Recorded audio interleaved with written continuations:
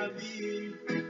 Face aux difficultés, Seigneur, je veux la patience de Joseph.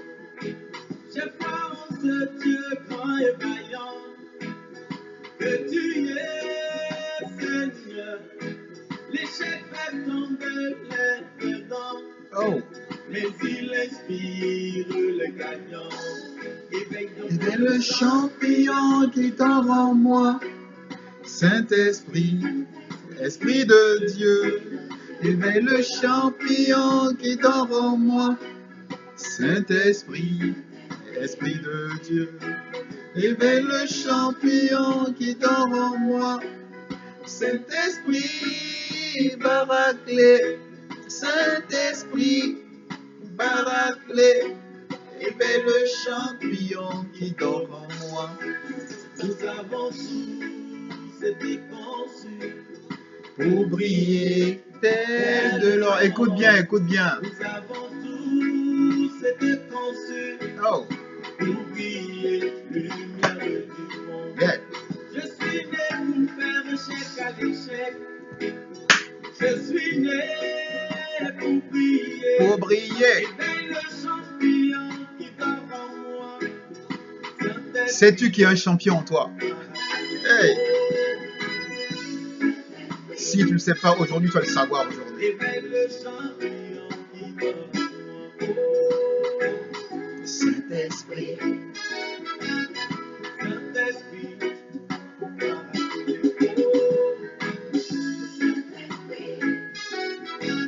Éveille le champion qui dort en moi. Amen, amen, amen, amen, amen, amen. On va pouvoir commencer. Encore une fois, shalom à tous, soyez les bienvenus. On est ensemble pour 1 heure. Pendant 1 heure, on va aborder un thème que j'ai épinglé. Seul, tu n'y arriveras jamais. Laisse Dieu combattre pour toi. Je répète, seul, tu n'y arriveras jamais. Laisse Dieu combattre pour toi. Bien-aimé, souvent quand on est face à des difficultés, quand on est face à une montagne, on se dit que avec notre seule force, on peut franchir la montagne. On se dit que tout seul, avec notre intelligence, avec notre intellect, on peut réussir. Alors qu'on oublie une chose, sans Dieu, on ne peut rien. Même nos victoires d'hier, c'était grâce à Dieu. Plus tard, on se rend compte que mais j'ai gagné hier grâce à Dieu. Maintenant que tu en as pris conscience, maintenant que tu as pris conscience qu'avec Dieu tu gagnes, ta mentalité doit changer.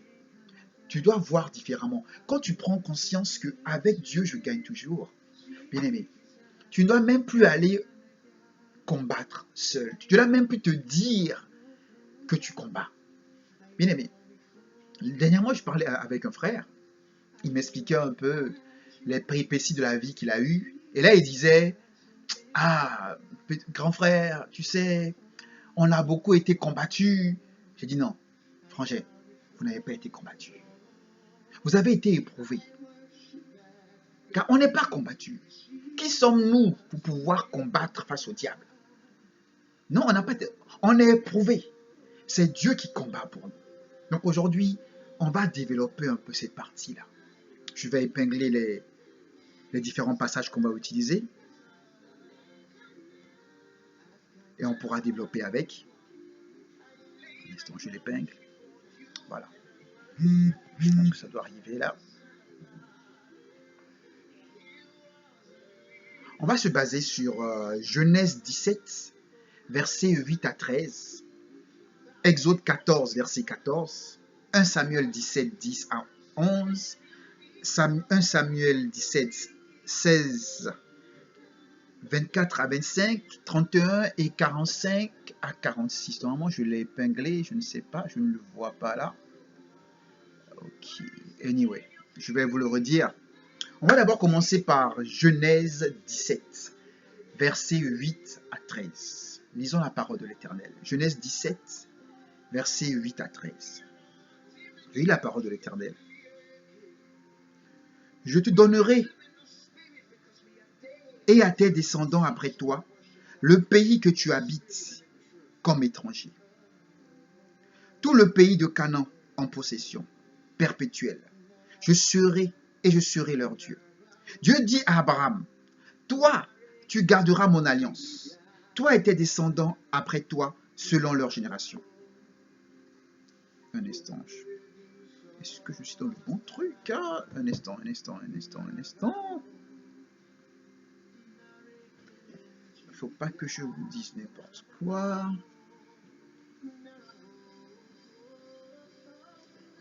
Sur celui qui est né de la maison. Oh, je pense que je suis en train de me perdre, moi. Désolé. On va aller dans le deuxième passage et on reviendra sur le premier.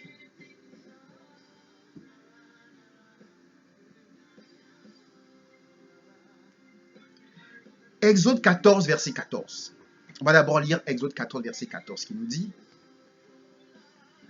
l'Éternel combattra pour vous et vous gardez le silence. Je redis.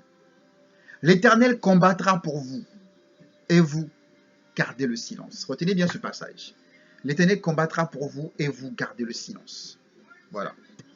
Pendant que ce passage, on médite dessus, je vais nous remettre la chanson parce que c'est important. Je veux qu'on comprenne précisément où je veux en venir. L'Éternel combattra pour vous. Écoutez bien. L'Éternel combattra pour vous.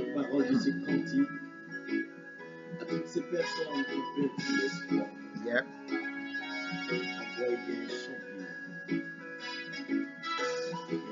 Éveille le champion qui dort en moi. Saint-Esprit, Esprit de Dieu. Éveille le champion qui dort en moi. Saint-Esprit, Esprit de Dieu. Éveille le champion qui dort en moi. Saint-Esprit, paraclet. Saint-Esprit, paraclet. Éveille le champignon qui dort en moi. Comme la vie d'un homme, il peut y avoir. Mais les comme ton sauveur sur ce chemin de la croix. Relève-toi lorsque tu tombes. Non, Dieu est la source de tes ressources. Il te fera voir ta gloire. Ton Dieu te fera voir sa gloire. Il te fera briller de mille feux. Ton Dieu te fera briller de mille feux. Amen. Allons-y maintenant. Exode 14, verset 14. L'Éternel combattra pour vous et vous gardez le silence. L'Éternel combattra pour vous. Alors mettons dans Exode 17.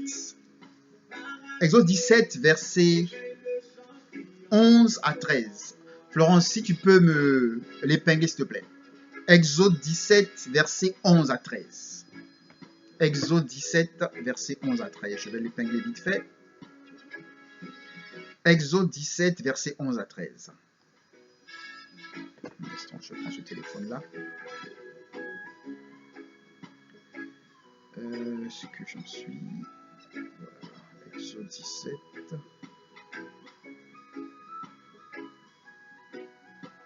Pourquoi j'épingle ça?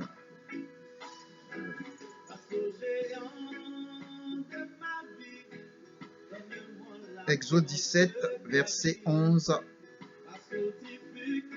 à 13. Voilà, je l'ai épinglé. Exode 17, verset 11 à 13. Je lis la parole de l'Éternel. Il nous dit: lorsque Moïse élevait sa main, Israël était le plus fort.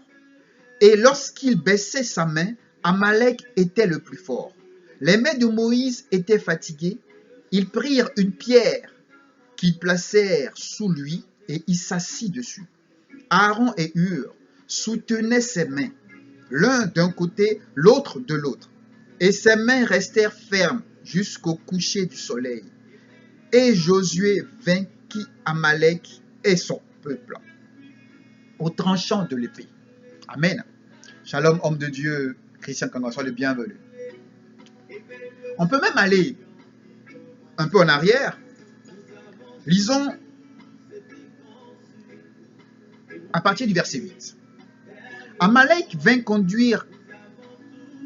combattre Israël à Rephidim. On va d'abord s'arrêter là. Bien aimé. Amalek vint combattre Israël. Amalek pensait que lui, il venait combattre Israël. Amalek ne savait pas qu'il venait combattre le Dieu d'Israël. Amen. Vous voyez un peu la différence? Amalek, lui, il s'est dit, je viens combattre Israël. Amalek ne savait pas que Israël avait un Dieu tout-puissant.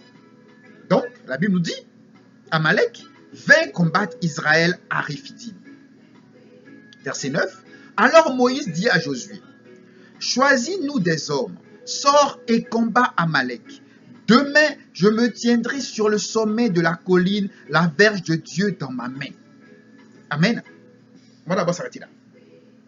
Moïse dit à Josué, choisis-nous des hommes, sors et combat Amalek. Moïse aurait pu s'arrêter là. Moïse savait très bien que c'est Dieu qui les avait tirés de l'Égypte. Donc, Moïse dit à Josué, prends des hommes, va combattre Amalek. Puis Moïse ajoute, demain, je me tiendrai sur le sommet de la colline, la verge de Dieu dans ma main. Josué fit ce que lui avait dit Moïse pour combattre Amalek. Et Moïse, Aaron et Hur montèrent au sommet de la colline. Mais même là, Moïse monte au sommet de la colline. Moïse aurait très bien pu monter au sommet de la colline et rester les bras ballants. Rester les bras ballants. Se dire, c'est le peuple de Dieu, ils vont gagner. Et moi, je les observe. Non. Moïse a compris une chose. Même en tant que peuple de Dieu, je dois appeler Dieu sur mon peuple. Je dois faire descendre Dieu parmi nous. C'est le peuple de Dieu. Shalom, ma tante gentille. C'est le peuple de Dieu, oui. Mais je dois faire appel à Dieu. Dieu doit comprendre. Dieu doit savoir que j'ai compris que c'est lui qui va combattre pour nous. Amalek voit le peuple d'Israël. Mais dans l'invisible, Amalek ne voit pas l'armée céleste. Amen. Moïse avait compris que, nous seuls, nous ne pouvons pas battre Amalek. Mais si nous faisons appel à Dieu, Dieu viendra combattre Amalek pour nous. Voyons un peu la différence. Et là, on continue. Lorsque Moïse élevait sa main, Israël était plus fort. Lorsqu'il baissait sa main, Amalek était plus fort. Ouh. Oh, Jesus. On va d'abord s'arrêter là un peu. Bien aimé. Le peuple choisi par Dieu, Israël, que Dieu a décidé de faire rentrer à Canaan. Dieu a promis à Moïse qu'il va les faire rentrer à Canaan.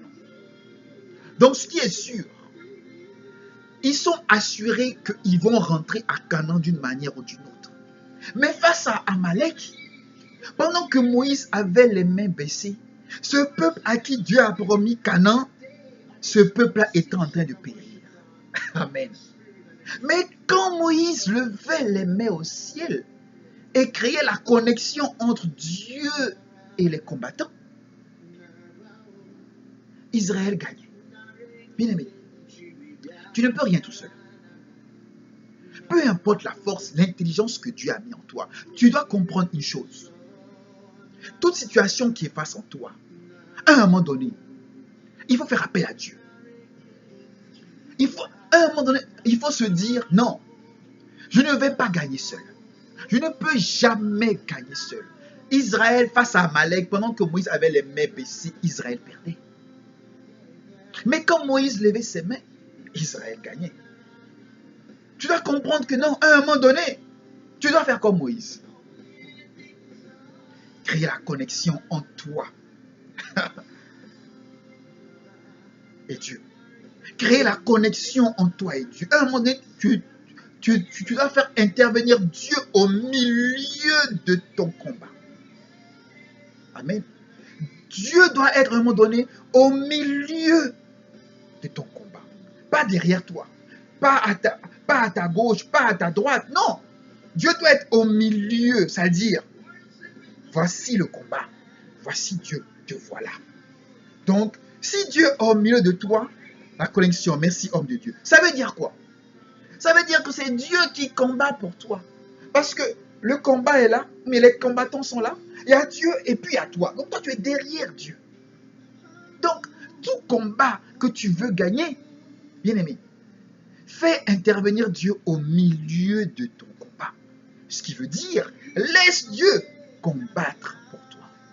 Amen. Je ne sais pas si vous me comprenez. Exode 14, verset 14 dit, l'Éternel combattra pour vous. La Bible ne dit pas, l'Éternel combattra avec vous. La Bible ne dit pas, l'Éternel vous fortifiera dans le combat. Non. La Bible dit, Exode 14, 14 nous dit, l'Éternel combattra pour vous. Amen. L'Éternel combattra pour vous. Ce qui veut dire que tout combat que tu as en face de toi, souviens-toi que ce combat pour le gagner, là, laisse l'Éternel combattre pour toi. Mais pour que l'Éternel combatte pour toi, fais comme Moïse. Fais appel à l'Éternel. Et il viendra combattre pour toi.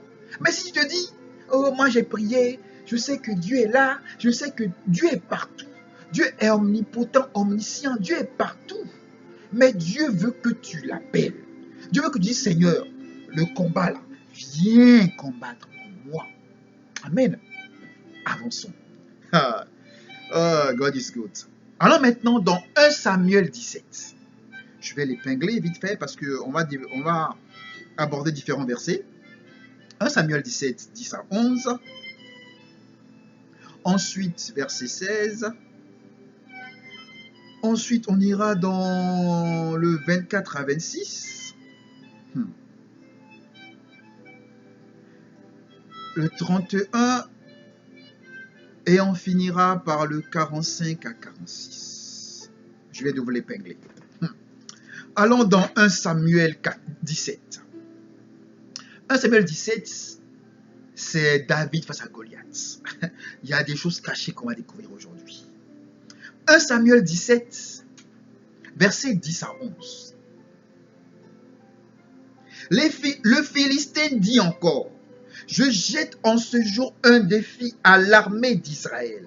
Donnez-moi un homme et nous battrons ensemble. Goliath se tient devant Israël. Mais Israël même ne sait pas que, en tant qu'Israël, Dieu est parmi eux. C'est pour ça qu'ils ont commencé à avoir peur. Parce que Israël, qui était venu pour combattre les Philistins, avait oublié tout ce que Dieu avait fait hier. Israël avait oublié Exode 14, verset 14, qui dit, l'Éternel combattra pour vous. Vous, restez calme. Donc, au lieu de rester calme et de laisser Dieu combattre pour eux, Israël a commencé à paniquer devant un individu. Une armée entière voit Goliath et tremble. Et quelle armée? Une armée, un peuple béni de Dieu. Continuons. Ensuite, allons dans verset 16. Le Philistin s'avançait matin et soir et il se présenta pendant 40 jours. Matin et soir, Goliath défiait le peuple de Dieu. Bien-aimé, combien de fois les gens ne te défient pas sans savoir qui tu es? Et toi-même là, tu as peur, tu ne sais pas qui tu es. Combien de fois des gens t'ont pas défié, toi, le béni de Dieu? Toi que Dieu a tiré de tant de maux. Combien de fois les gens ne t'ont pas défié et toi, tu as oublié même qui tu es, tu trembles devant eux. Allons dans le verset 24 à 26. À la vue de cet homme, tous ceux d'Israël s'enfuirent devant lui et furent saisis d'une grande crainte. Si vous vous rendez compte. Le peuple à qui on a dit, l'Éternel combattra pour toi, devant un individu, il fuit. Ils ont tous fui. Chacun disait, avez-vous vu s'avancer cet homme? C'est pour jeter à Israël un défi qu'il s'est avancé. Si quelqu'un le tue, le roi le comblera de richesses. Il lui donnera sa fille et il affranchira la maison de son père en Israël. Donc voilà maintenant des soldats aguerris, des soldats qui ont déjà combattu, qui ont déjà gagné, qui ont déjà remporté des victoires, en train de dire aux gens, et si vous le battez là, voilà ce que le roi va faire pour vous. Comme si eux-mêmes là, ils n'ont pas envie d'avoir ce privilège royal. Tellement ils ont peur, ils disent non, non, non, non. Nous on est des soldats, hein. On est des soldats, on est armés, on est aguerris au combat. Mais si quelqu'un peut battre le Philistin là, voilà ce que le roi va l'offrir. Hey. David dit aux hommes qui se trouvaient près de lui, que fera-t-on à celui qui tuera ce Philistin et qui ôtera l'opprobre de dessus Israël? Qui est donc ce Philistin, cet incirconcis pour insulter l'armée du Dieu vivant? Pour insulter l'armée du Dieu vivant. Seul David s'est rendu compte que Dieu était parmi son armée. Sur tout le peuple d'Israël, une seule personne s'est rendu compte que Dieu était là, parmi eux. Il fallait juste déclencher la connexion.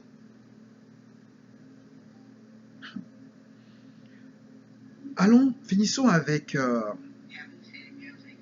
le verset 31. Lorsqu'on eut entendu les paroles prononcées par David, on les répéta devant Saül, qui le fit chercher. Le peuple est là. David les fait comprendre que vous êtes le peuple de Dieu. Et là, non, là, au lieu de prendre conscience que, mais c'est vrai, attendez, mais le petit a raison, hein, on n'est pas n'importe qui, on est le peuple de Dieu. Ils vont rapporter ça à Saül. Ils vont rapporter à Saül que, hey, il y a un petit là, vraiment, le petit là, il veut mourir, hein, le petit vous dit, mais est-ce que vous savez que vous êtes l'armée de Dieu? Bien-aimé, combien de fois tu ne t'es pas retrouvé dans une situation où, à travers une prédication, on te révèle qui tu es, on te révèle à quel point Dieu t'aime. Et au lieu d'en prendre conscience, tu es là. Tu sais, aujourd'hui, j'ai suivi le frère Eric là. Ah, il a dit que de laisser Dieu combattre pour nous, hein, qu'on ne peut jamais gagner seul. Oh, ça là, est-ce que c'est possible même? Laisse les hommes de Dieu là même. Franchement, ils aiment raconter, hein, ils aiment dire des baratins. Baratin, est-ce que Dieu existe même? On te dit, qui a osé insulter l'armée du Dieu vivant? C'est qui? David dit à l'armée, mais vous êtes l'armée du Dieu vivant. Rappelez-vous de ce que vous avez fait hier avec Moïse. Non? Il court, papato. Roi Saul, il y a un petit là. Mon roi, il est fou. Le petit là est fou. Le petit là pense que lui, il peut battre Goliath. Mais c'est quel fou. Le petit là est stupide. Combien devant des prédications ou devant juste un message qu'ils ont lu, où le message leur parle, leur dit à quel point ils sont des gens spéciaux aux yeux de Dieu. Au lieu que ça fasse un tic dans notre tête, on dit, ah, vraiment, les hommes de Dieu même, ah, baraté quoi, moi comme ça là, moi comme ça, je suis appelé à briller, moi qui suis né dans le péché, moi comme ça je peux briller, Oh, pardon là, si je pouvais briller, il y a longtemps, ça allait se savoir. Moi, je ne peux pas briller. Continuons. 45-46. David dit aux Philistins, tu marches contre moi avec l'épée, la lance et le javelot, et moi, je marche contre toi au nom de l'Éternel des armées, du Dieu de l'armée d'Israël que tu as insulté. Hein, David? Oh! Non, mais est-ce que vous voyez la précision que David donne aux Philistins? David dit à Goliath, je marche contre toi au nom de l'Éternel des armées, virgule, du Dieu de l'armée d'Israël. Les gens que tu vois là, mais qui sont en train de trembler devant toi là. Leur Dieu va combattre pour moi. Leur Dieu est au milieu de toi et moi. Donc il explique à Goliath que Goliath, si tu savais qui était ce peuple, tu n'allais même pas venir les défier. Mais je suis en train de te dire que ce peuple-là, c'est le peuple du Dieu vivant. L'armée là, c'est l'armée de Dieu que tu es en train de défier. Goliath, tu es foutu. Goliath, tu es foutu. Oh. Et il continue. Je marche contre toi au nom de l'Éternel des armées, du Dieu de l'armée d'Israël que tu as insulté. Oh, oh, oh. Oh my goodness. Bien-aimés, laissons-nous bercer avant de continuer, que chacun prenne conscience à travers cette mélodie de qui il est.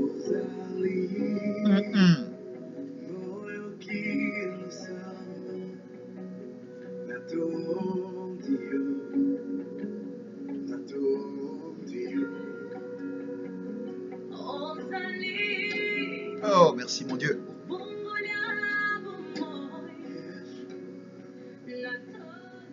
Amen. Verset 46. Aujourd'hui, l'Éternel te livrera entre mes mains.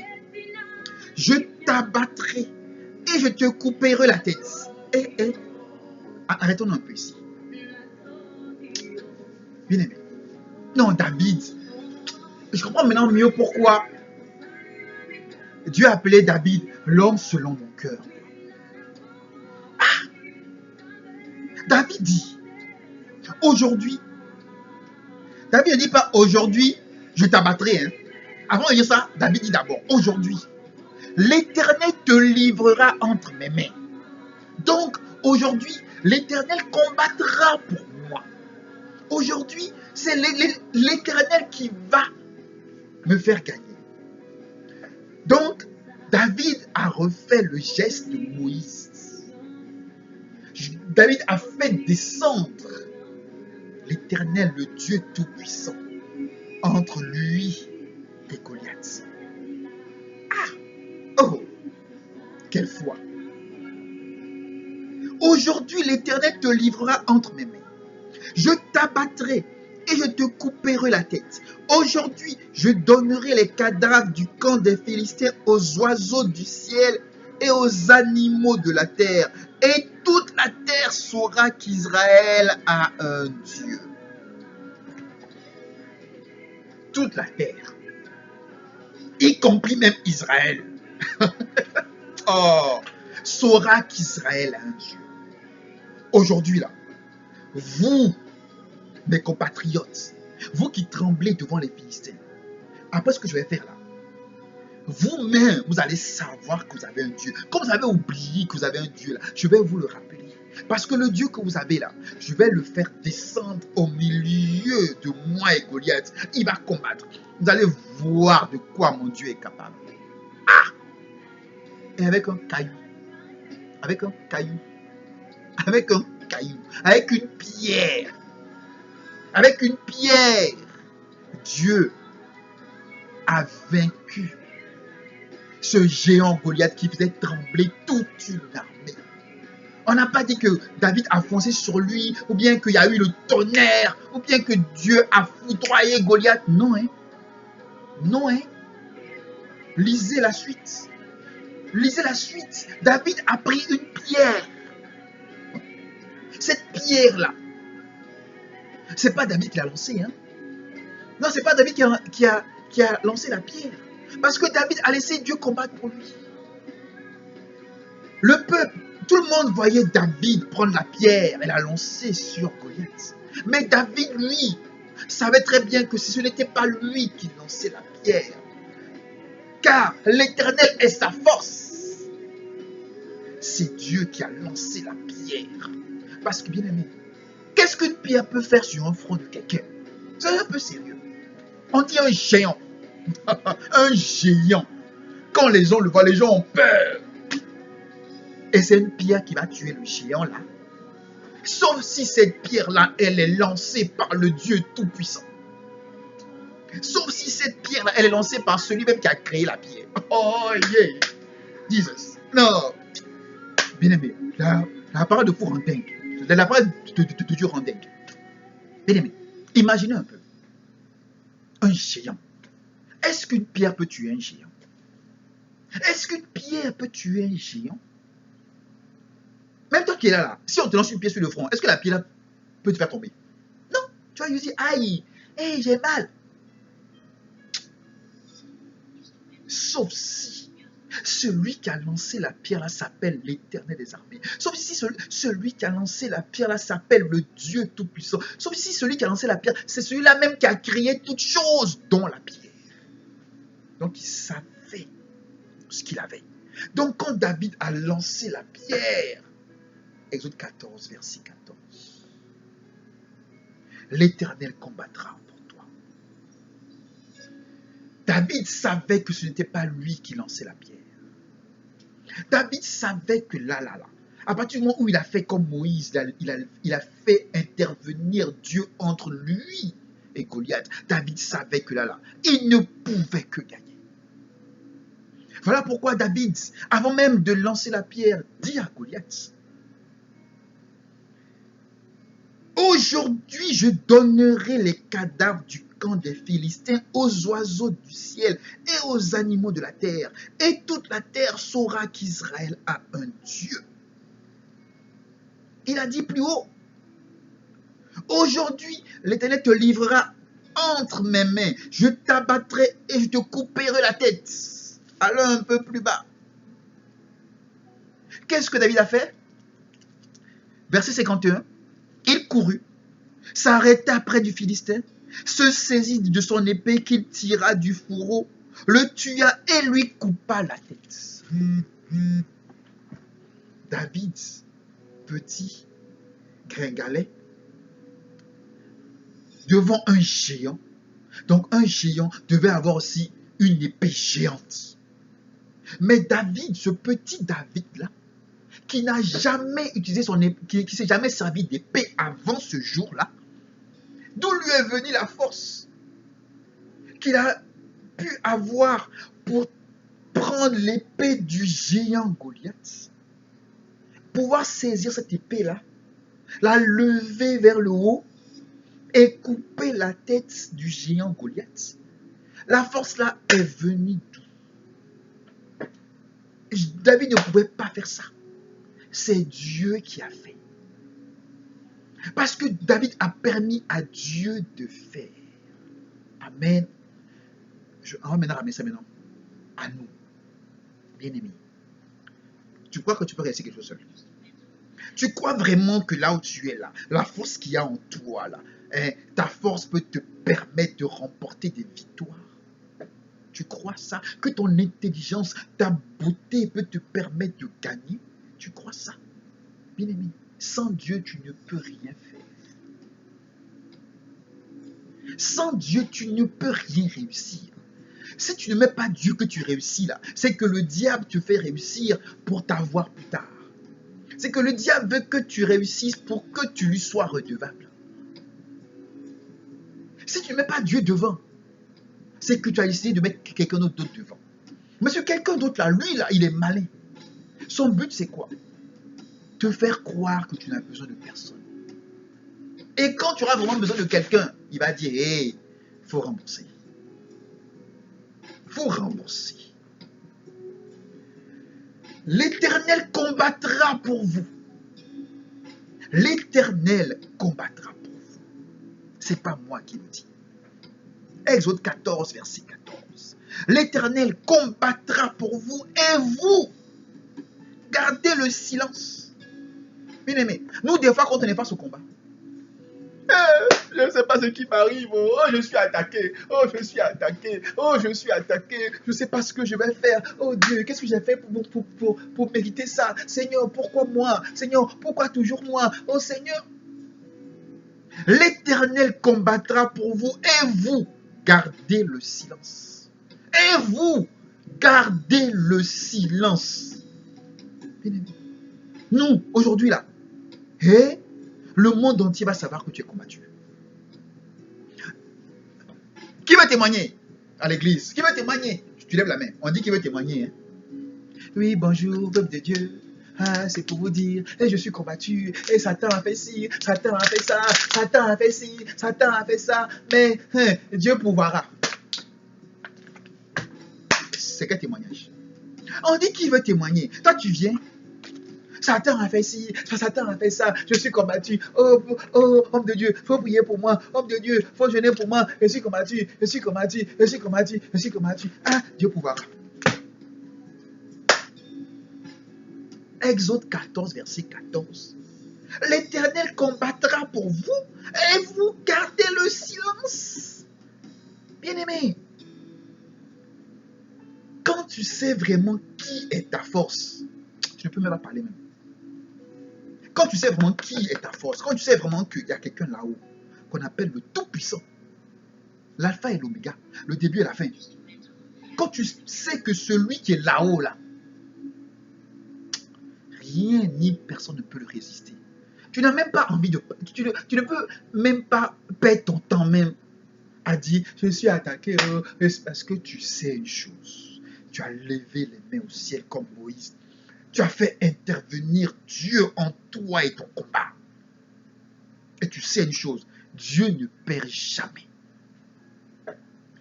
Bien-aimé, prenons conscience de cela. Dieu ne perd jamais. Toi, tu peux perdre. Moi, je peux perdre. Parce que je n'aurais pas fait appel à Dieu. Tu n'aurais pas fait appel à Dieu. Mais si Dieu est avec toi, si Dieu est avec toi, si tu appelles Dieu au milieu de ton combat, bien-aimé, oh, tu vas perdre comment? Tu vas perdre ça là comment? Tu vas perdre comment? Dis-moi. Eh Dieu, il y a des fois même, tu es en train de rêver, que tu es poursuivi dans ton rêve. Parce que tu as seulement dit, eh Seigneur, tu t'es réveillé. Ah! Mais c'est des signes que Dieu ne perd jamais. Rien que le fait seulement de dire, Seigneur,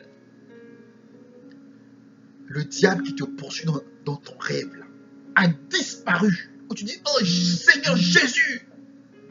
Tout d'un coup, mais tu sens qu'il y a quelqu'un qui te réveille. Avec lui, on a toujours la victoire. Amen. Merci ma soeur Nadine. Je ne sais pas si vous voyez un peu en fait, bien aimé. Donc, je me dis, attendez. Est-ce qu'on connaît vraiment, est-ce qu'on sait vraiment avec qui on marche? Bien aimé. Est-ce que tu sais vraiment avec qui tu marches? Parce que des fois, bien aimé, on agit comme si on marche seul. On ne marche jamais seul. On ne marche jamais seul. Mais nous-mêmes là, nous devons prendre conscience qu'à un moment donné là, face au combat, face aux difficultés, il faut lever les mains au ciel. Bien aimé, on va relire. Ah non, on va relire Exode là. Yeah. Non mais c'est fou quoi. Non c'est fou. Lisons ça. Waouh. Exode 17. Ah. Bien aimé, Exode 17 verset 11. Lorsque Moïse élevait sa main, Israël était le plus fort. Et lorsqu'il baissait sa main, Amalek était le plus fort. Ah! Le peuple de Dieu, hein? Le peuple choisi par Dieu. Dieu même a dit, voilà ce que Dieu dit. Hein? Oh my goodness. Allons un peu derrière. Exode 17 verset 5. L'Éternel dit à Moïse, passe devant le peuple et prends avec toi des anciens d'Israël. Prends aussi dans ta main ta verge avec laquelle tu as frappé le fleuve et marche. Je ne sais pas si ça vous... Je ne sais pas si ça vous fait prendre conscience de quelque chose. Je relis. Exode 17, verset 5. L'Éternel dit à Moïse, passe devant le peuple. Prends avec toi des anciens d'Israël. Prends aussi dans ta main ta verge avec laquelle tu as frappé le fleuve et marche. Voici, je me tiendrai devant toi sur le rocher d'Horeb. Tu frapperas le rocher et il en sortira de l'eau et le peuple boira. Et Moïse fit ainsi aux yeux des anciens d'Israël. Verset 7. Il donna à ce lieu le nom de Massa et Meriba, parce que les enfants d'Israël avaient contesté et parce qu'ils avaient tenté l'Éternel en disant, l'Éternel est-il au milieu de nous ou n'y est-il pas? Nous aussi on fait la même chose. Nous aussi on fait la même chose. On est là. On se dit, est-ce que Dieu est dans ma maison même?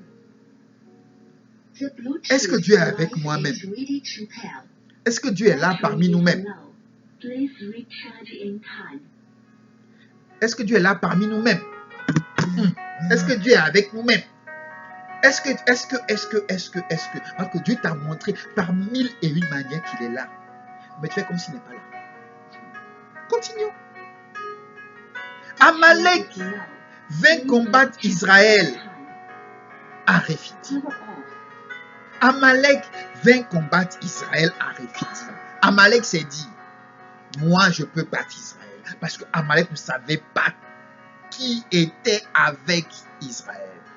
Qui était au milieu d'Israël. Amalek ne le savait pas. Oh my goodness. Alors Moïse dit à Josué, choisis-nous des hommes, sors et combat Amalek. Demain, je me tiendrai sur le sommet de la colline, la verge de Dieu dans ma main. Je me tiendrai sur la colline avec Dieu. La verge de Dieu, c'est ce qui veut dire que cette verge appartient à Dieu. Donc, ce qui appartient à Dieu, Dieu est avec cette chose-là. Mon portable m'appartient, je marche avec mon portable. Donc, Moïse est en train de dire à Josué, je me tiendrai sur la colline avec Dieu. C'est-à-dire, je ne serai pas seul. Josué, va combattre. Moi, là, je vais aller mettre sur la colline avec Dieu. Je vais appeler Dieu. Dieu va venir rester avec moi sur la colline. Comme ça, là, Dieu va nous faire gagner le combat. Dieu va nous faire gagner parce que Exode 14, 14 dit, l'Éternel combattra pour vous. Dieu va encore combattre pour nous et nous faire gagner. Lorsque Moïse élevait sa main, Israël était le plus fort. Et lorsqu'il baissait sa main, Amalek était le plus fort. Bien-aimé. Oh non, mais Moïse s'est assuré par tous les moyens de mettre Dieu au milieu. Il monte sur la colline. Il dit non. J'ai la verge de Dieu dans ma main. Ce n'est pas suffisant. La verge de Dieu dans ma main, mais ce n'est pas suffisant. Dieu, viens même. Dieu, je sais que tu es à côté de moi, mais Dieu, descends. Dieu, tu es là à m'écouter parce que j'ai ta verge dans ma main. Mais Dieu, ce n'est pas suffisant. Amalek doit savoir que nous là, on a un Dieu. Donc Dieu, descends, va combattre Amalek. Bien-aimé, des fois, même pas des fois, chaque fois, bien-aimé, nous devons savoir que Dieu est à côté de nous. Et face au combat, bien-aimé, celui qui te combat doit savoir que tu es Dieu. Donc, demande à Dieu d'aller combattre pour toi. Celui qui ose se combattre doit savoir que toi qui combats là, erreur, tu as un Dieu. Demain, il ne va plus recommencer. Comme avec David contre Goliath. David voulait que Goliath sache que, hey, toi là, les gens que tu es en train d'insulter là, est-ce que tu sais qui ils sont? Est-ce que tu connais nos dieux? Tu vas voir nos dieux. Bien-aimé. quand tu es face au combat, pour remporter la victoire, bien aimé, c'est Dieu qui donne. Mais comment Dieu peut te donner la victoire si Dieu n'a pas combattu? Coupe là, c'est pas quand on gagne qu'on soulève la coupe. Comment tu peux soulever la coupe si tu n'as pas joué le match? On dit la Coupe d'Afrique des Nations. L'année surpassée, c'était gagné par l'Algérie. Mais qui a gagné la coupe? C'est le peuple algérien qui a gagné la coupe ou c'est les joueurs de football qui ont joué la CAN? Qui a gagné la coupe? La Coupe d'Afrique des Nations là. Ok, l'Algérie a remporté la Coupe d'Afrique des Nations, oui. Mais qui a soulevé la coupe? Qui a ramené la coupe là en Algérie? C'est ceux qui ont joué. C'est ceux qui ont joué là. Après avoir joué, après avoir battu l'équipe adverse, ils ont pris la coupe. Ils ont soulevé la coupe pour que le monde entier voit que c'est eux les champions d'Afrique. Et c'est après qu'ils ont pris la coupe là, qu'ils sont rentrés avec en Algérie pour que les Algériens voient la coupe. Donc ta victoire là, il faut déjà que Dieu combatte pour toi. Parce que tu dis, hey, Seigneur, donne-moi ma victoire. Oh Seigneur, donne-moi ma victoire. Oui. Mais est-ce que avant de demander ça, est-ce que tu as d'abord dit à Dieu, Seigneur, combat pour moi? Est-ce que tu as d'abord fait comme Abraham? Tu es monté sur la colline avec la verge de Dieu, puis tu as levé les mains au ciel pour dire, Seigneur, descends et combat pour moi? Ou tu t'es juste arrêté là? Tu as fait comme les Israélites devant les Philistins. Ils sont là les bras croisés en tremblant. Goliath, Goliath, ils ont oublié qu'ils avaient un Dieu. La victoire ne tombe pas du ciel. Dieu descend du ciel pour donner la victoire. Amen. Je répète, la victoire ne tombe pas du ciel. Dieu descend du ciel, combattre pour toi, gagner et te donner la victoire. Donc, si tu veux la victoire là, bien aimé, il y a des étapes. 1. Monte sur la colline avec la verge de Dieu. 2. Lève les mains au ciel. Appelle Dieu en face de ton combat. Et là, reste serein. L'Éternel combattra pour vous. Et vous, restez calme. Reste calme et serein parce que tu sais une chose. Tu n'as rien à faire. Mais c'est ce qui est bien avec Dieu en fait. Dieu dit, mon ami, appelle-moi. Toi-même là, va t'asseoir. Regarde-moi combattre. Appelle-moi seulement. Tu m'appelles là, toi, va t'asseoir. Observe. Parce que tu m'as appelé, tu vas voir. Parce que tu as eu foi en moi, tu vas voir que tu n'as pas mal fait. Ah, David dit aux Philistins, tu marches contre moi avec l'épée, la lance et le javelot. C'est-à-dire, le géant Goliath là, en plus d'être géant, marchait contre ce petit David avec l'épée, la lance et le javelot. Ah! Tout ce qui faisait fuir Israël là. Mais David s'est dit, ça là c'est rien. Épée, lance, javelot, c'est avec ça que tu viens contre moi? Mais toi là même là, tu es insensé. Tu viens vers moi, l'aimer de Dieu, avec lance, épée, javelot. Ah, ok. Moi, David, je marche contre toi au nom de l'Éternel des armées, du Dieu de l'armée d'Israël que tu as insulté. David n'a pas dit, moi je marche avec. Non. Seigneur. David dit, je marche contre toi au nom de l'Éternel. Ce qui veut dire que moi, David, comme ça, j'avance vers toi pour que la gloire de Dieu soit vue du monde entier. C'est pour ça qu'il dit, l'Éternel des armées, du Dieu de... C'est pour ça qu'il dit au verset 46, toute la terre saura qu'Israël a un Dieu.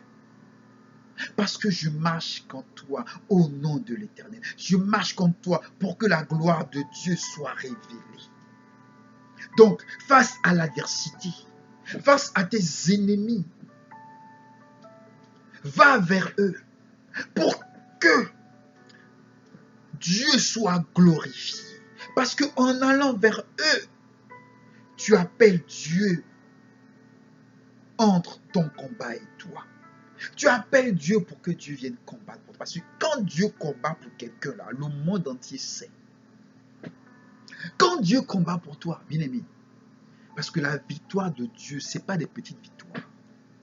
Quand Dieu te fait gagner, non, on reconnaît un arbre par son fruit. L'arbre de la victoire, là. Hey! Oh! Quand Dieu te fait gagner, toi-même tu dis, Seigneur! Même ton ennemi va dire, hey! Pourquoi depuis là, je n'avais pas ce Dieu-là dans ma vie? Qu'est-ce que j'ai fait de ma vie?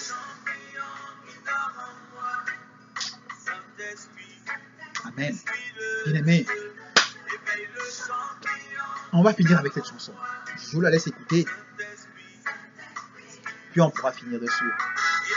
On pourra conclure. Oh!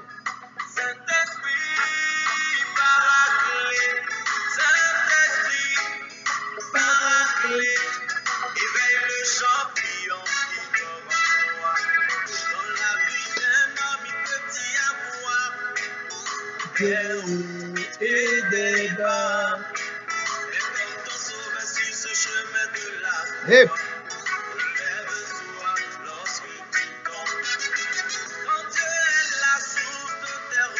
Oh. Amen. Bien-aimé, Exode 14, verset 14. Je vais nous le relire.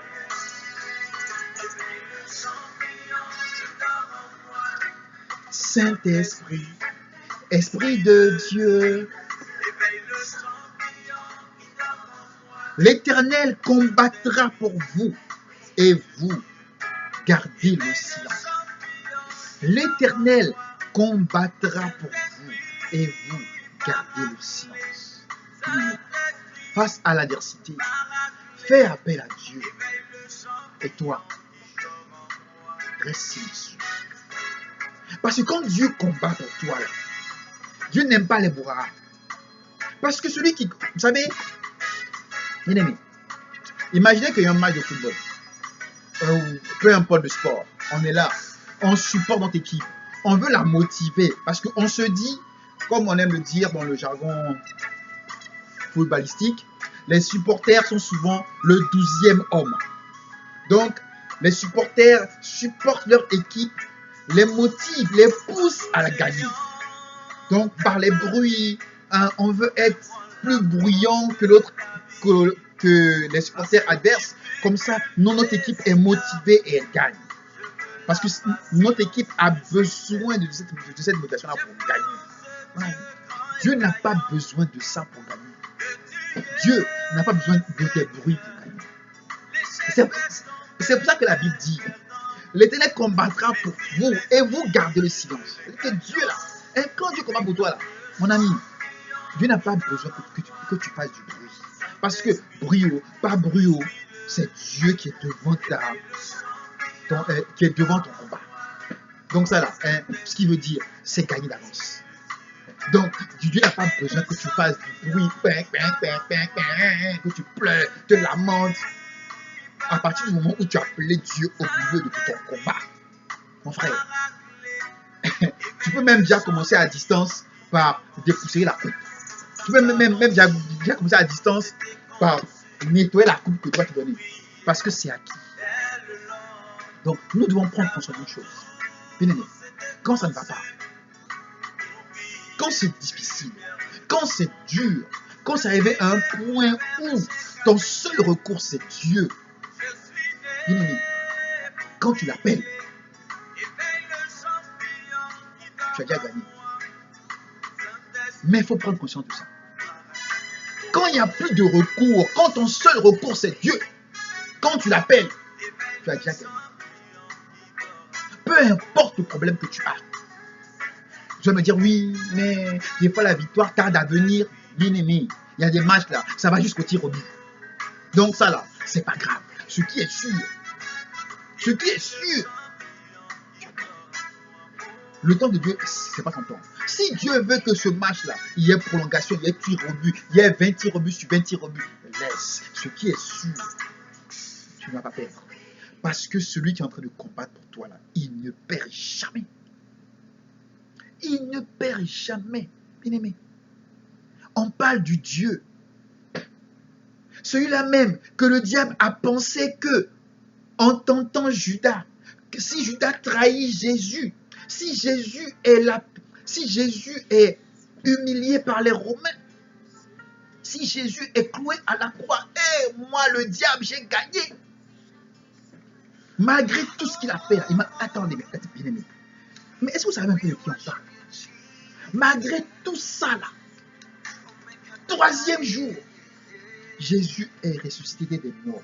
Ah! C'est de ce Dieu-là dont je te parle. Je te parle du Dieu qui a sorti Israël d'Égypte. Israël avance. Et face à Israël, il y a la mer. Dans son dos, il y a l'armée égyptienne qui arrive en colère, prêt à décapiter, prêt à tuer tout Israël. Je te parle du Dieu qui, face à la mer rouge, a dit à Moïse, lève le bâton. Moïse a fendu la mer en deux. Ils ont marché sur la terre ferme. Ils ont marché dans la mer sans qu'un orteil soit mouillé. Je te parle de ce Dieu. Je te parle du Dieu qui a donné à Abraham un enfant très tard avec sa femme Sarah. Je te parle du Dieu que Anne pleurait. Anne disait, mais ma rivale a un enfant, moi j'en ai pas. Anne pleurait jusqu'au jour où Anne s'est dit, hé Seigneur, viens combattre pour moi. Seigneur, viens combattre pour moi. Si tu donnes un enfant, il va te servir. Anne est tombée enceinte. Je te parle de ce Dieu-là, du Dieu que David qui n'avait jamais combattu, David qui ne savait rien de la guerre, a dit à Goliath, tu vois, ah non, je vais relire ça même. Tellement c'est doux, on va relire ce que Nathan a dit. David 1 Samuel 17 verset 45 dit à Goliath, tu marches contre moi avec l'épée, la lance et le javelot, et moi, petit David là, David que tu vois insignifiant, que tu appelles insecte.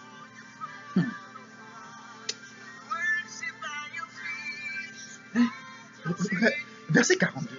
Le Philistin regarda et lorsqu'il aperçut David, il le méprisa, ne voyant en lui qu'un enfant blond et d'une belle figure. Le Philistin dit à David, suis-je un chien pour que tu viennes à moi avec des bâtons?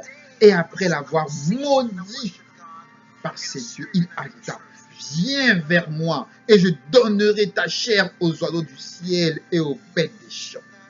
Voilà comment Goliath a méprisé David. Qui te méprise? Qui te méprise? Qui ose te mépriser? Qui ose te mépriser? Bien aimé. Qui ose, mais qui te voit comme un insecte? Mais laisse-les. Laisse-les te voir comme un insecte. Mais toi, viens vers eux avec l'Éternel. David dit aux Philistins, tu marches contre moi avec l'épée, la lance et le javelot, et moi je marche contre toi au nom de l'Éternel des armées, du Dieu de l'armée d'Israël que tu as insulté. Aujourd'hui, l'Éternel te livrera entre mes mains.